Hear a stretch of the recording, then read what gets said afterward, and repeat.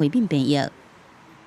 玛丽莲·梦露是美国50年代的大明星，真可惜，真少年就过身。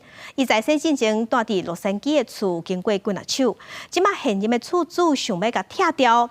当地议会即马是赶紧甲即栋厝想要甲列作历史文化古迹保留落来。 这位内面遮悬的树仔是开白色的花，但是内面白壁红砖仔建筑看会出，因为时间真久，一寡厝顶的砖仔已经落落来破去。这是伫1929年起的，这有西班牙殖民风情的游泳池好野厝，是美国上有名的 sexy 女神玛丽莲·梦露伫洛杉矶的故居。1962年3月，伊和第三任的翁婿离婚了后，决定要去买这间伊唯一个家己去买的房产，但无当后伊就遗失食过量的爱困药啊。 伫厝内过身，迄当阵伊才36岁尔。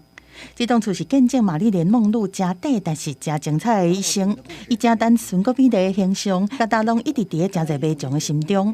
伊和美国前总统甘乃迪神秘的情史，尤其替伊的人生增加传奇的色彩。但是这栋陪伊度过上尾时间的好野厝，最近差一点互新业主拆掉。经过民众强烈抗议 ，LA 市议员顶礼拜五提案要求市府甲这定做古迹。Marilyn Monroe represents to so many people, men and women alike. What it is to overcome adversity, to work in Hollywood, to be a trailblazer and an icon. And this home where she lived and brought her unique personal style and touches are the exact kinds of monuments and places that we need to protect.